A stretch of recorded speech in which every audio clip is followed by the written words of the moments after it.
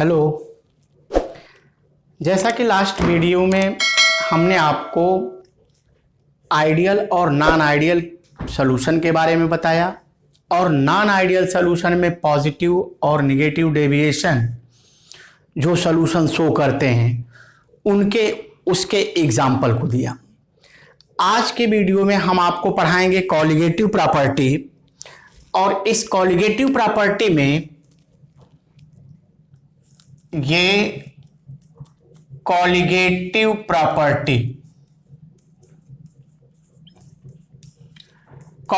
Property होती क्या है? तो देखिए, those property depends number of solute particle present in definite amount of solution. Fixed amount of solution, एक फिक्स्ड अमाउंट सॉल्यूशन के फिक्स्ड अमाउंट में जितने नंबर ऑफ सॉल्यूट पार्टिकल हों उस पर जो प्रॉपर्टी डिपेंड करती है उसे कहते हैं कॉलिगेटिव प्रॉपर्टी। तो इसमें दोज प्रॉपर्टी, ये एक फिजिकल प्रॉपर्टी है। Those property depends number of solute particle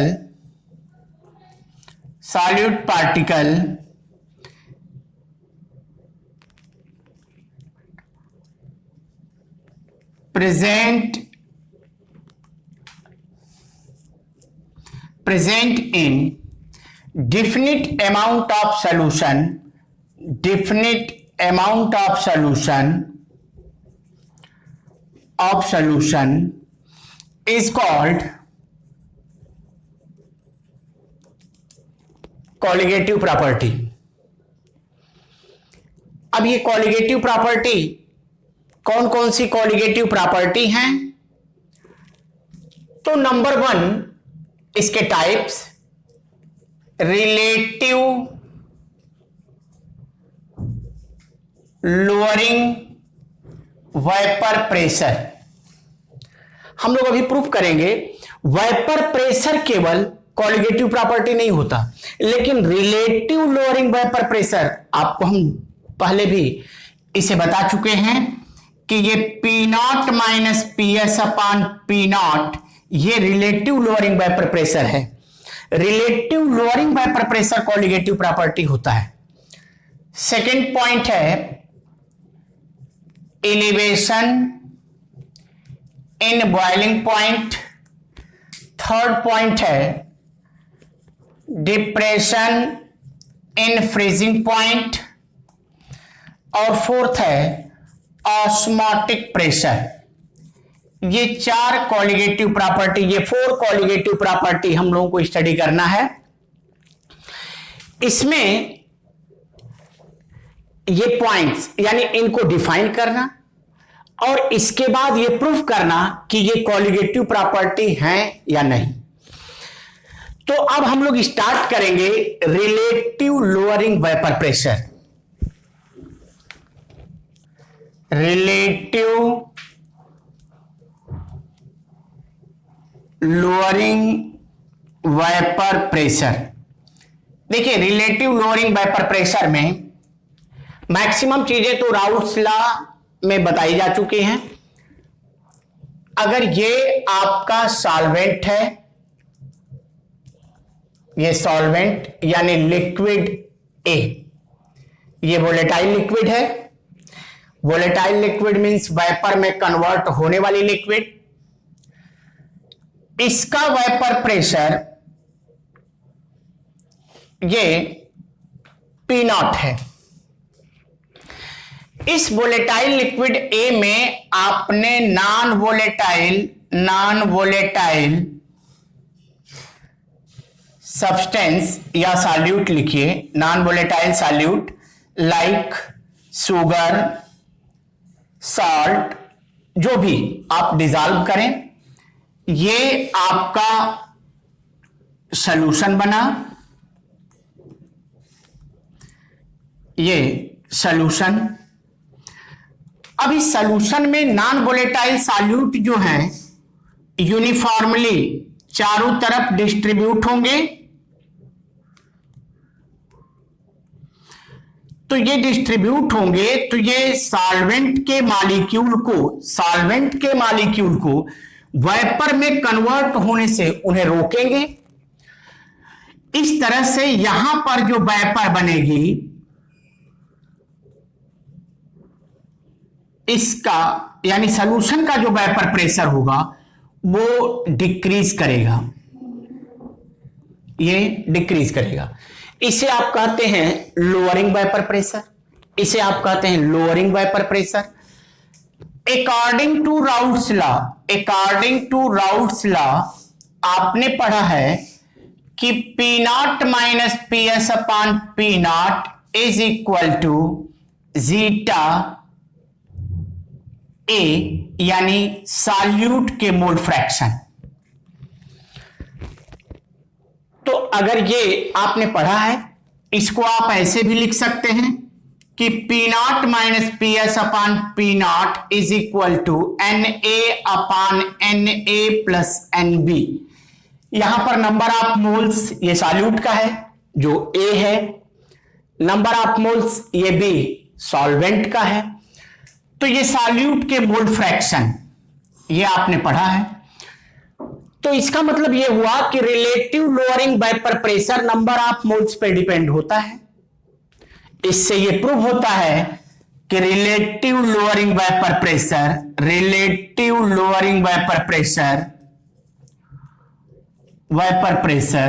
is a colligative property. Relative lowering vapour pressure को आप जानते हैं और यहां ये प्रूव हो गया। ये ऑलरेडी पहले से ही प्रूफ था, बस हमें डायरेक्शन आपको देना था कि ये ऐसे है। तो ये relative lowering vapour pressure is a colligative property.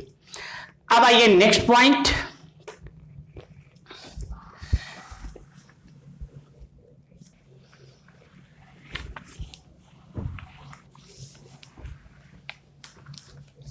Second अब आपका पॉइंट है एलिवेशन एंड बॉइलिंग पॉइंट। तो देखिए second, elevation in boiling point.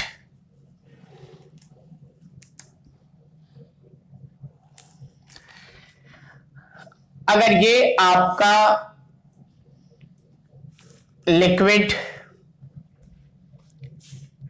ये वेपर, ये पी नॉट, ये लिक्विड ए,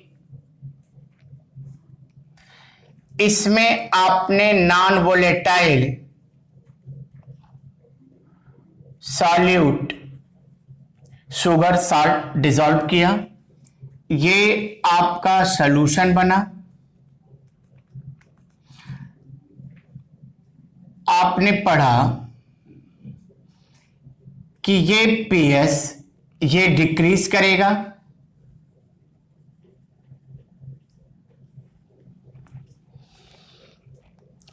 हम लोग जानते हैं कि boiling point inversely proportional to vapour pressure. अगर किसी सॉल्वेंट में नॉन वोलेटाइल सॉल्यूट को डिसॉल्व करने से, शुगर साल्ट यूरिया कुछ भी हो, इसको डिसॉल्व करने से वेपर प्रेशर डिक्रीज हो रहा है। तो अगर वेपर प्रेशर डिक्रीज होगा तो बॉइलिंग पॉइंट, ये टीएस बॉइलिंग पॉइंट इंक्रीज करेगा। यानी ये अगर टी नॉट ले लें तो हम ये कहेंगे कि वेपर प्रेशर डिक्रीज करेगा, तो ये आपका इंक्रीज करेगा। इसी को अगर हम लोग ग्राफ से रिप्रेजेंट करें, ये वेपर प्रेशर, ये आपका बॉइलिंग पॉइंट या टेम्परेचर, बॉइलिंग पॉइंट टेम्परेचर जो भी आप लेकिन टेम्परेचर ब्रैकेट में बॉइलिंग पॉइंट हो गया, ये इधर इंक्रीज हो रहा है, ये वेपर प्रेशर इधर। इस वेपर प्रेशर पे यानी ये एटमॉस्फेरिक प्रेशर है, एटमॉस्फेरिक प्रेशर।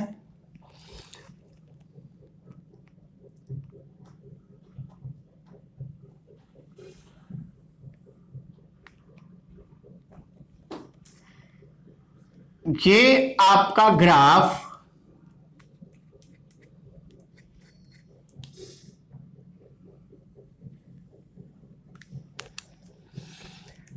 ये आपका सॉल्वेंट है, लिक्विड ए, तो इसका वेपर प्रेशर यहां मिल रहा है।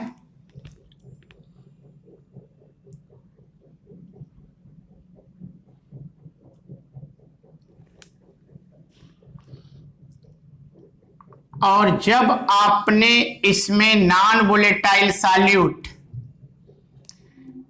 जब आपने इस सॉल्वेंट में, ये पी नॉट है सॉल्वेंट के लिए, जब इसमें आपने कोई सॉल्यूट डिसॉल्व किया तो जो सॉल्यूशन था उसका वेपर प्रेशर डिक्रीज कर गया। तो वेपर प्रेशर डिक्रीज किया तो बॉइलिंग पॉइंट बढ़ जाएगा। अब देखिए ये टेम्परेचर है, अगर ऐसे लाइन हम खींचें तो ये आपका टी नॉट और ये मिलेगा टीएस, यानी ये सॉल्यूशन का बॉइलिंग टेम्परेचर हुआ, ये सॉल्वेंट का बॉइलिंग टेम्परेचर हुआ। तो यहां से हम ये कह सकते हैं कि lowering vapour pressure is equal to P not minus P S. ये डिक्रीज किया तो लोअरिंग कितना कम हुआ। और अगर हम लोग ये देखें कि बॉइलिंग पॉइंट में क्या हुआ, तो एलिवेशन, एलिवेशन का मतलब बढ़ना, एलिवेशन इन बॉइलिंग पॉइंट ये आपका हो जाएगा टीएस माइनस टी नॉट। कितना बढ़ा ये हम लोग देख रहे हैं। ये पैरेलल लाइन मिल रही है ग्राफ में, ये पैरेलल लाइन ऐसे, ये पैरेलल लाइन ऐसे।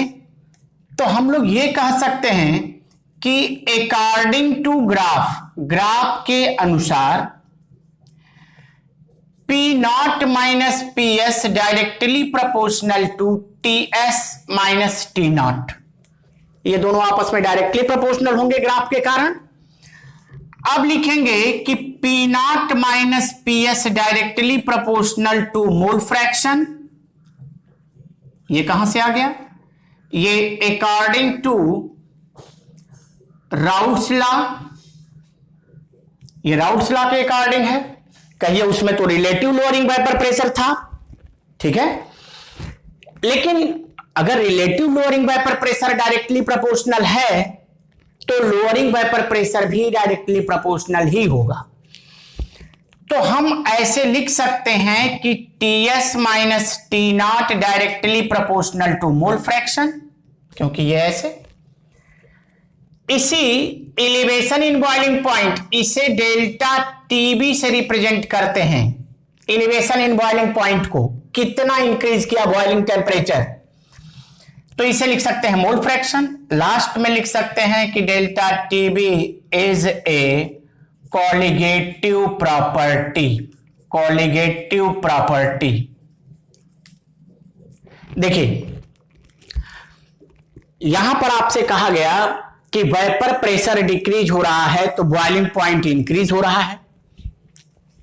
ये नॉर्मल कॉमन से ग्राफ से दिखाया गया कि वेपर प्रेशर ये था सॉल्वेंट का, उसमें जब आपने सॉल्यूट मिलाया तो ये सॉल्यूशन का वेपर प्रेशर बना, सॉल्यूशन का वेपर प्रेशर है, डिक्रीज किया। तो इसका बॉइलिंग पॉइंट ग्राफ बनाने पर ऐसे मिल रहा है, टेम्परेचर आप बढ़ा रहे हैं तो ग्राफ ऊपर की तरफ जा रहा है। ये बॉइलिंग पॉइंट है सॉल्वेंट का और ये बॉइलिंग पॉइंट है सॉल्यूशन का। टेम्परेचर इंक्रीज किया, कितना, इतना, जितना बढ़ा उसे कहते हैं elevation in boiling point, delta TB. और इसके बाद तो ग्राफ से ये पैरेलल लाइन है, तो पैरेलल लाइन है तो ये डायरेक्टली प्रोपोर्शनल होगा, और ये ऐसे, इसे नोट कर ले पॉज करके। और अब थर्ड पॉइंट आपको एक्सप्लेन कर रहे हैं। थर्ड पॉइंट है इससे रिलेटेड फार्मूला, और उस फार्मूले में रिलेशन बिटवीन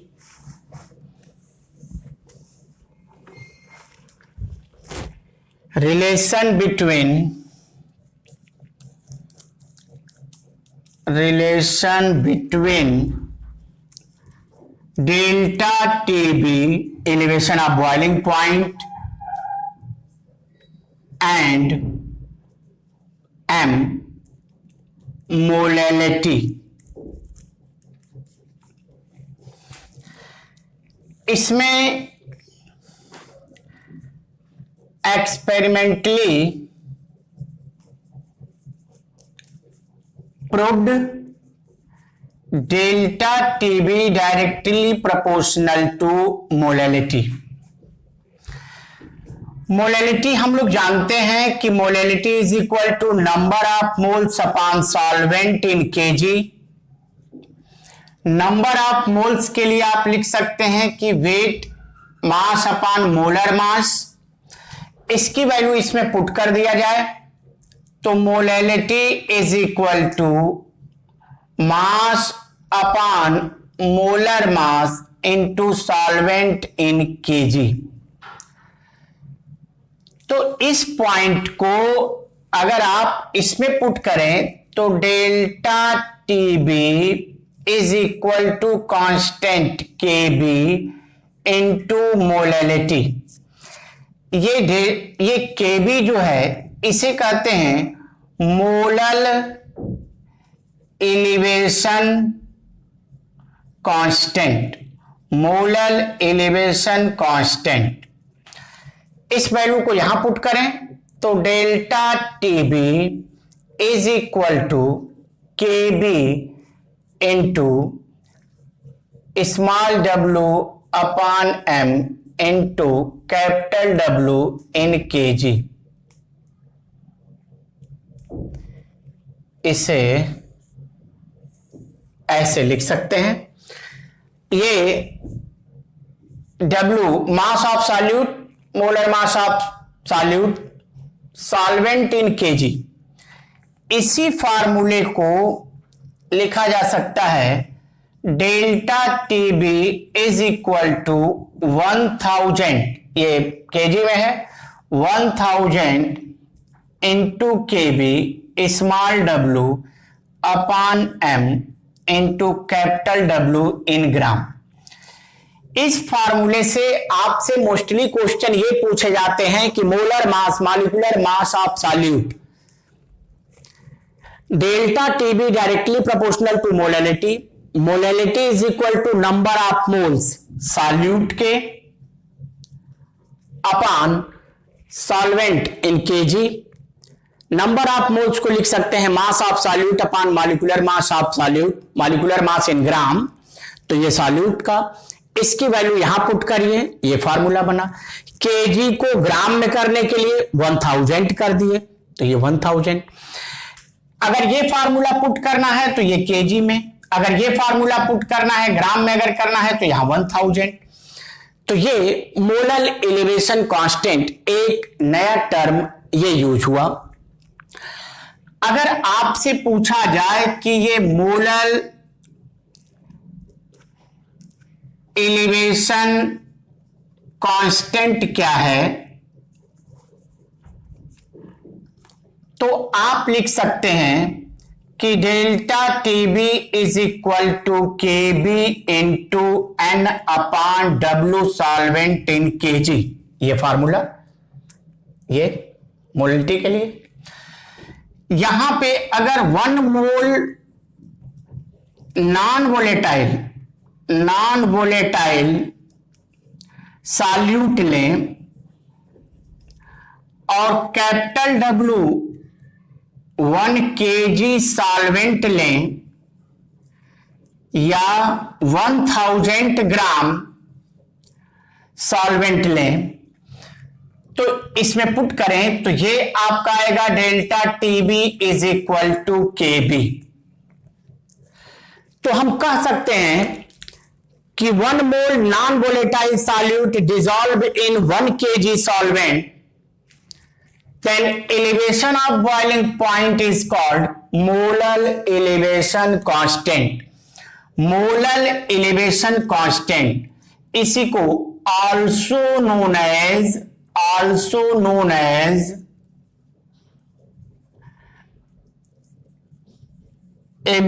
एबिलियोस्कोपिक कांस्टेंट। ये बहुत बार पूछा गया है बोर्ड एग्जाम में, एक डिफाइन एबिलियोस्कोपिक कांस्टेंट। एबिलियोस्कोपिक कांस्टेंट या मोलर एलिवेशन कांस्टेंट, ये दोनों टर्म एक ही हैं। बस आपको कहना क्या है कि 1 mole non volatile solute dissolve in 1 kg solvent, 1 kg solvent, then elevation in boiling point is called molar elevation constant. Molar elevation constant की यूनिट क्या होगी? इसकी यूनिट, तो इसकी यूनिट हो जाएगी, देखिए केबी की, तो ये यूनिट हो जाएगी केल्विन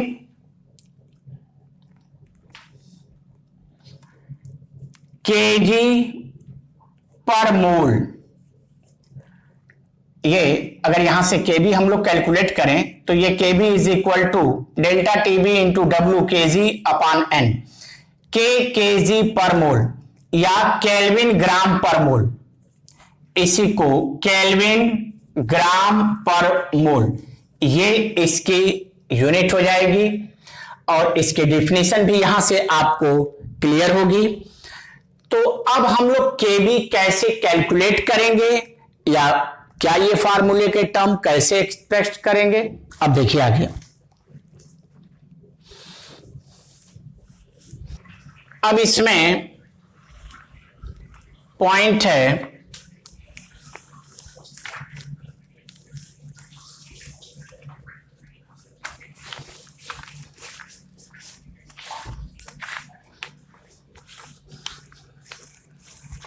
कि अगर केबी, जैसे आपसे हमने कहा कि delta TB is equal to 1000 K B into small W upon M into capital W. ये आपका small W mass of solute, capital W mass of solvent, M molar mass of solute. तो इससे, और ये डेल्टा टीबी आप ये जानिए कि जब एलिवेशन इन बॉइलिंग पॉइंट पूछा जाए तो, नहीं तो मोस्टली क्वेश्चन में पूछा जाता है कि ये आपका T S minus T not,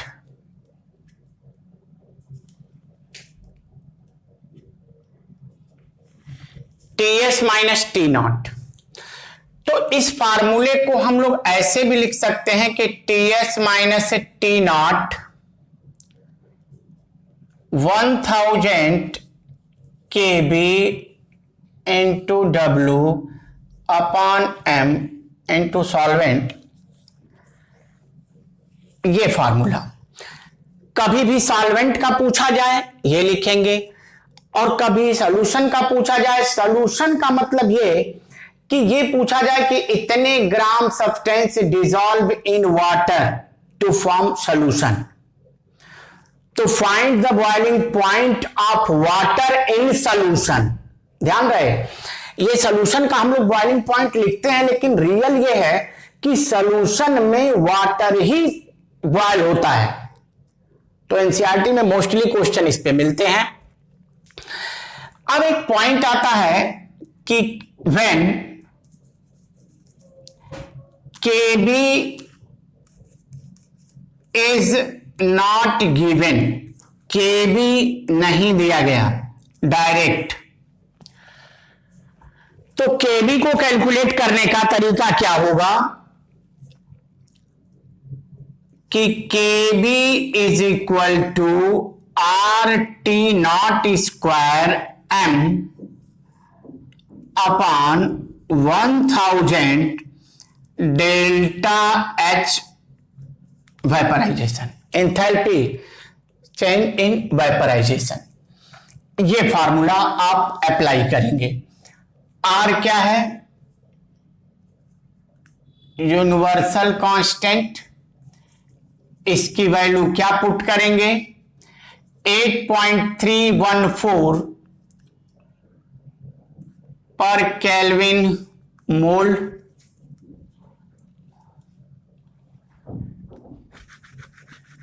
joule mole पर केल्विन, या इसे लिख सकते हैं 2 कैलोरी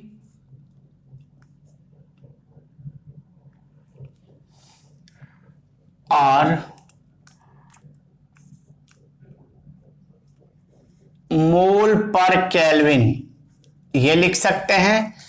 वैसे हम जानते हैं कि आपको पता होगा कि 1 calorie is equal to 4.2 joule के करीब। तो इसमें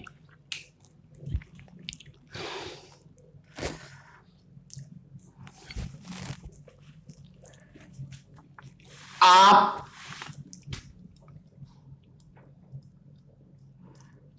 R की वैल्यू लिखें 8.314 जूल पर मोल केल्विन, या लिखें 2 कैलोरी मोल पर केल्विन, मोल केल्विन पर मोल केल्विन। यहां पे 1 calorie is equal to 4.18 joule होता है। तो अप्रॉक्सीमेटली ये वैल्यू अप्रॉक्सीमेटली होती है, लेकिन इतना ही पुट करते हैं। तो इसमें आपका ये यूनिवर्सल कांस्टेंट है, ये आपका T0 जो है वो boiling point of solvent, solvent यानी लिक्विड, ये M है molar mass of solvent, solvent, delta H vaporisation, इसे कहते हैं एंथैल्पी ऑफ वेपराइजेशन। इस एंथैल्पी ऑफ वेपराइजेशन की मीनिंग क्या होती है कि amount of heat required for 1 mole substance vaporised, vapour में कन्वर्ट करना। तो इस पॉइंट से आप इसे इसमें पुट कर देंगे और आपका केबी कैलकुलेट हो जाएगा। तो इसके बेस पर आपको न्यूमेरिकल इससे और विद द हेल्प ऑफ, इस पर एक न्यूमेरिकल है एनसीईआरटी में, तो इससे आप सॉल्व कर सकते हैं। अब इसके बाद थर्ड पॉइंट आपका आता है depression in freezing point, depression in freezing point.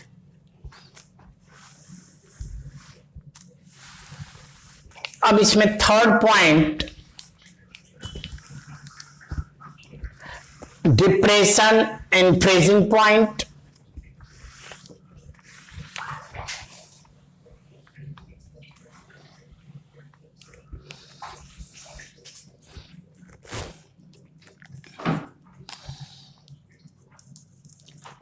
Depression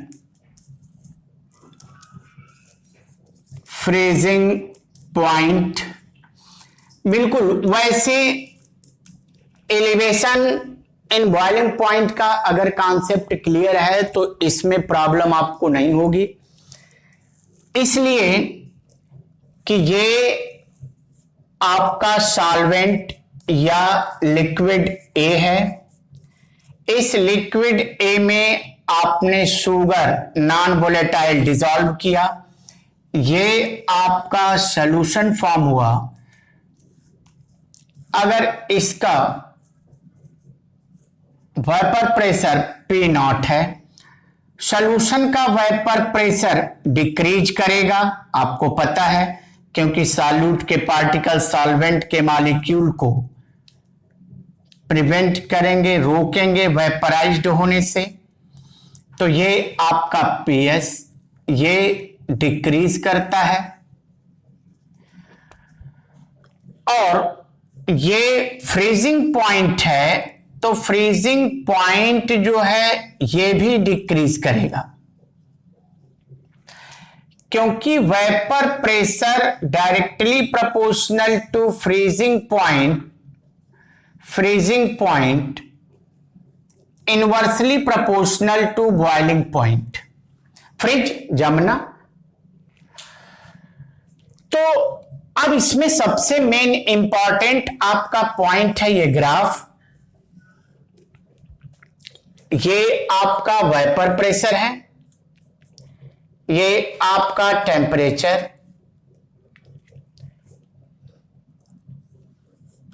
atmospheric pressure आपने ऐसे दिखाएं न दिखाएं कोई बात नहीं।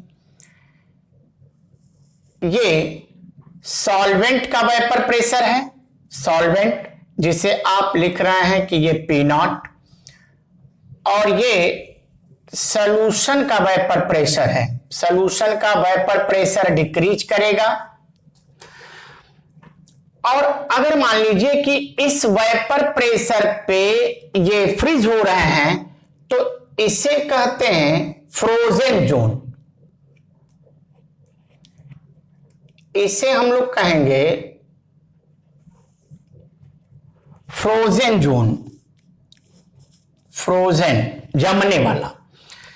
इसका मतलब ये हुआ कि सॉल्यूशन जो है वो इस पॉइंट पे यानी TF यहां पे फ्रीज हो रहा है, और यहां आपका सॉल्वेंट फ्रीज हो रहा है। तो जिस तरह से ये वेपर प्रेशर की ऐसे पैरेलल लाइन जा रही है, वैसे ही फ्रीजिंग टेम्परेचर में भी आपकी पैरेलल लाइन है, जैसे एलिवेशन ऑफ बॉइलिंग पॉइंट में आपने देखा था।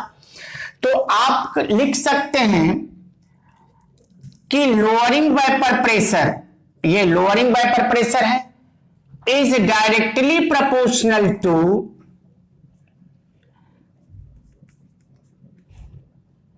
Depression in freezing point. जैसे डिप्रेशन इन फ्रीजिंग पॉइंट को हम लिखें डेल्टा TF, तो ये आपका हो गया T नॉट माइनस TF, केवल लिख दे रहे हैं ये सॉल्यूशन के लिए। वेपर प्रेशर डिक्रीज किया, जैसे मान लीजिए कि यहां पर वेपर प्रेशर ये 40 है, यहां पे वेपर प्रेशर आपका डिक्रीज हुआ 30 हुआ, तो और 10 वेपर प्रेशर पे ये फ्रीज हो रहा है, तो इसमें कितना डिक्रीज करना पड़ेगा 30।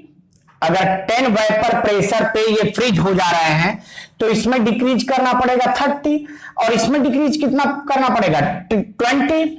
इसका मतलब कि फ्रीजिंग टेम्परेचर भी डिक्रीज हो रहा है, तो ये डिप्रेशन इन फ्रीजिंग पॉइंट।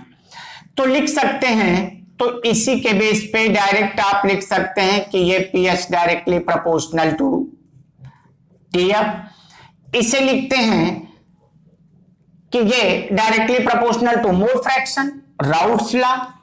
इसको आपने लिखा कि directly proportional mole fraction according to R law यानी राउट्स लॉ। तो then delta TF is a colligative property, ये कॉलिगेटिव प्रॉपर्टी है। अब सेम जैसे आपने एलिवेशन इन बॉइलिंग पॉइंट में फार्मूला निकाला, सेम उसी तरह का फार्मूला है। Delta TF is equal to 1000 KF into small w upon m into capital W। Same बिल्कुल उसी तरह से, बस डिफरेंट क्या है कि KF को हम लोग कहते हैं मोलर डिप्रेशन कांस्टेंट, या इसका नाम है क्रायोस्कोपिक कांस्टेंट। ध्यान रहे दूसरे नाम से बोर्ड में कई बार पूछा गया है, क्रायोस्कोपिक कांस्टेंट। ये बाकी डिफिनीशन सब कुछ टर्म सेम ऐसे ही रहेगा जैसा एलिवेशन इन बॉइलिंग पॉइंट में था। और केएफ को कैलकुलेट करने का फार्मूला है कि KF is equal to R T not square M upon 1000 into delta H F U S fusion. यहां पर आपका फ्यूजन यानी कि फ्रीज करने में जितना टेम्परेचर लग रहा है, तो फ्यूजन इंथैल्पी ऑफ फ्यूजन यहां पर है, ये molar mass of solvent, boiling freezing point of solvent, universal constant ये, तो यहां से केएफ कैलकुलेट कर लेंगे। तो इस तरह से हम समझते हैं कि कोलिगेटिव प्रॉपर्टी में आपको 3 पॉइंट पढ़ा चुके हैं, और सब में ये जान लीजिए कि मोलर मास कैलकुलेट करने के लिए न्यूमेरिकल इस पे आते हैं, मे बी इसका यूज हो सकता है। और अगले वीडियो में हम आपको बताएंगे ऑस्मोसिस और ऑस्मोटिक प्रेशर। और ध्यान रखिएगा ये क्रायोस्कोपिक कांस्टेंट, जबकि केबी को हम लोग कहते हैं इब्लियोस्कोपिक कांस्टेंट, मोलर एलिवेशन कांस्टेंट। तो पढ़ते रहिए, और नेक्स्ट वीडियो में आप देखिए ऑस्मोसिस और ऑस्मोटिक प्रेशर। थैंक